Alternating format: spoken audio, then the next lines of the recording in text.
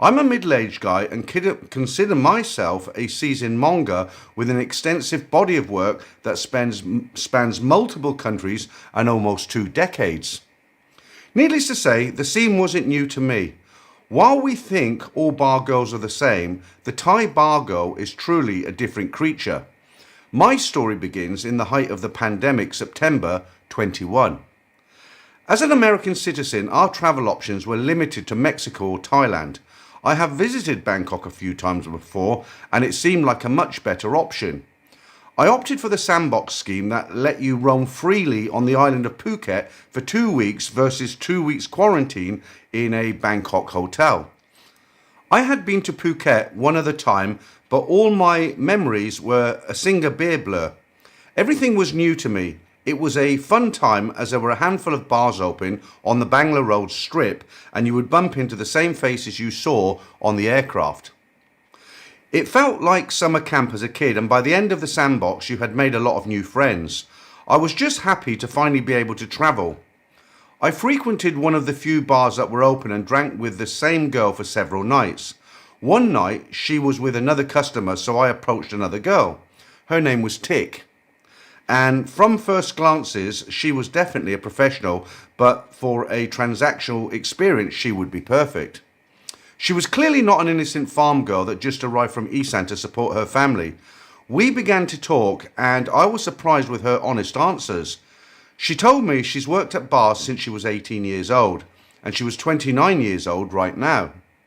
She also said other blunt comments like, when she gets a man's heart, she can get everything she wants from him. I suppose she sized me up as a professional too and didn't need to use the usual script. In a weird way, it made me feel special.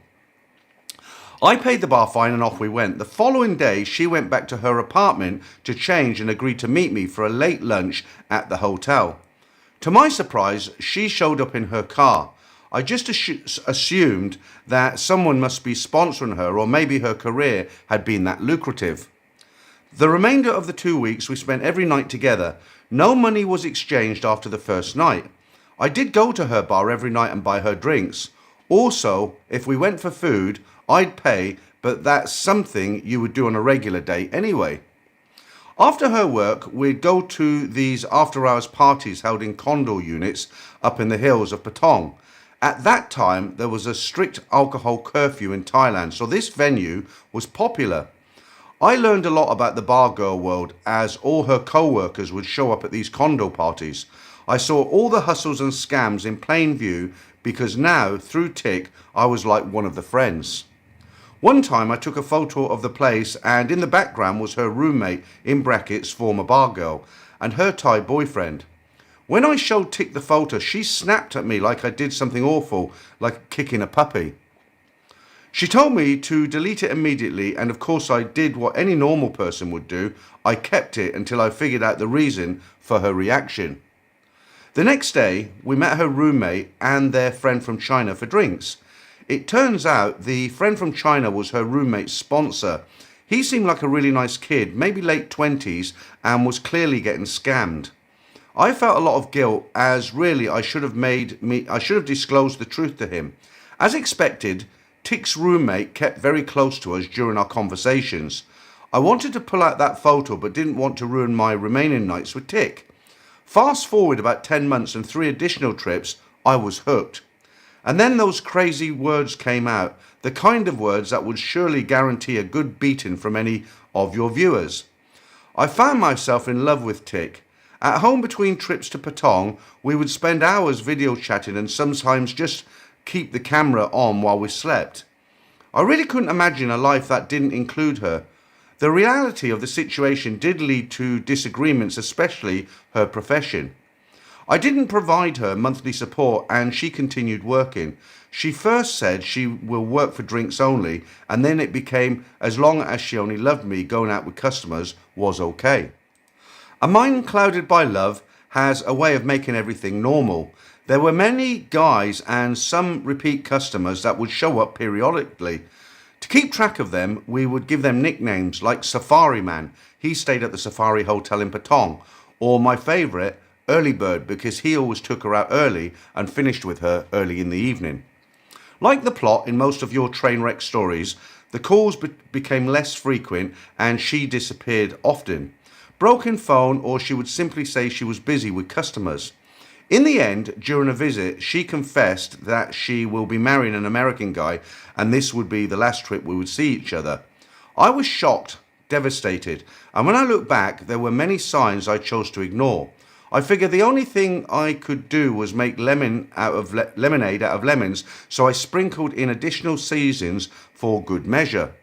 It felt surreal to be waiting for her in the lobby of her apartment building while she called her fiancé in bedclothes to say good night. At the end of the 5 nights we parted ways. I do get periodic calls from her and I'm happy she's found the security for herself and baby daughter. I used to wonder how so many guys fall for obvious scams, and now I know because I'm one of them. You'll never hear me criticising another story submission again. As mentioned earlier in my story, the Thai bar girl is a different creature and they are very good at what they do. Despite this experience, I've fallen in love with the country and have put Thailand on my regular rotation. From your channel and through several private consultations, you have really helped me become a much better player. So there you go. So it's one of those things, isn't it? It's the human factor, really. When you think about it, if you, it doesn't matter what a girl does. If she's pretty and you like her and you enjoy her company and you meet her and you go out with her day after day after day, then eventually there's going to be feelings come in. Nobody's a superhuman who can ignore it.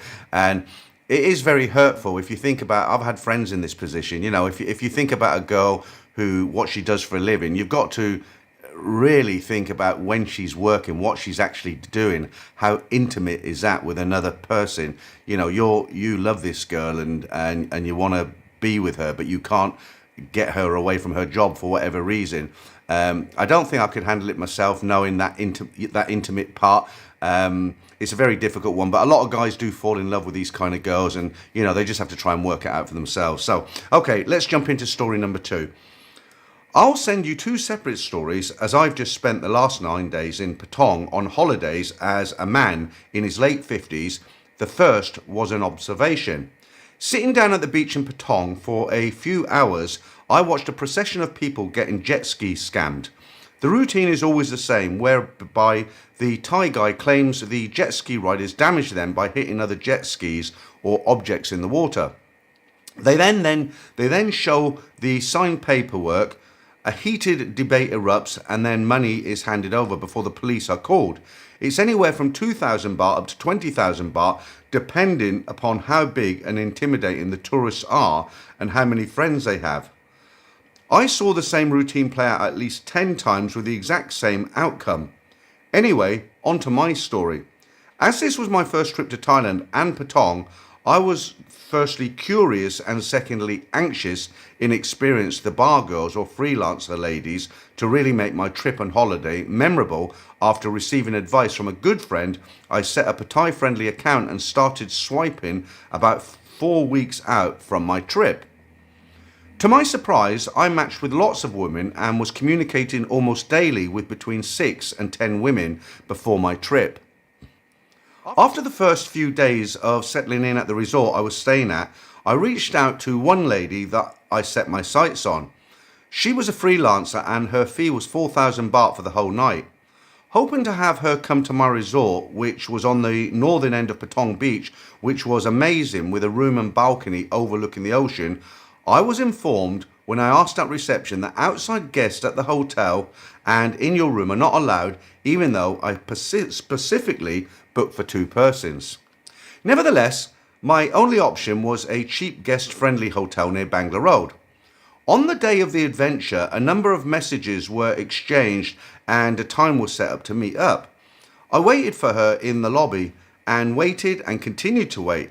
I'm always precise with my time and no one told me there is on time and there is Thai time. Eventually she arrived and was more stunning than I could have ever imagined. She didn't speak English, but Google Translate was all that she needed. Anyway, back in the room, activities were had and it was the most memorable, enjoyable and loving experience with a woman from more than 20 years. The girlfriend experience is true and is something to behold and it's difficult to describe. For an Australian man, we are so starved for attention, respect, and humanity by our Western women. To receive the attention and kindness that the Thai women provide can be overwhelmingly addictive. Although I wanted her to stay with me for a few more days, I made sure to be careful and not break the 24-hour rule, otherwise, there were no turning back. The next morning, I walked her back to her apartment and we parted ways with a hug and a kiss.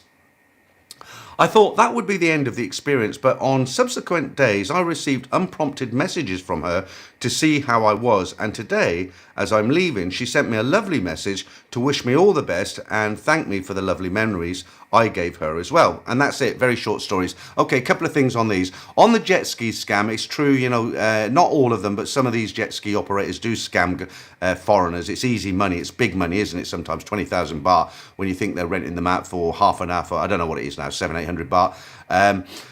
The way around it, I think most guys who watch this channel kind of around my age, so I don't do it. I don't use jet skis anymore. But when I was younger, when I was here, 35, 36, I'd go down to Pattaya and I'd rent the jet skis. I never ever had a problem. But the way to do it, if you're one of those guys who's sitting on a beach and you see the jet ski, and you want to have a go on it, just watch the guys who go on before you. Just sit and watch them. And when they bring the jet ski back, if they just get off and take the the life jacket off and give it and walk off and everything's fine, and then the next guy comes along and it's same thing, he comes in and he walks off, no problems, then that operator is probably okay, right? But if you see conversations going on every time the guy brings a jet ski back, then you know that they're probably not an honest operator, so you need to stay away from them.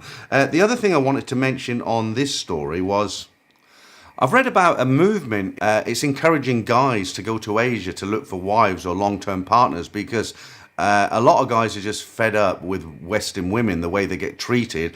Now, I don't want to have a whole bunch of Western women write to me and complain about this, but, there are a lot of guys around the world, especially in, European, America, Australia, those sort of countries, that they're dissatisfied. They can't find that old style kind of partner who, they take care of them by working and providing, and they want to be taken care of in a loving way. And apparently it's very difficult now. And there is a movement out there where a group are kind of saying, well, don't waste your time, get out to Asia, because Asian women still have them old values and they still respect men.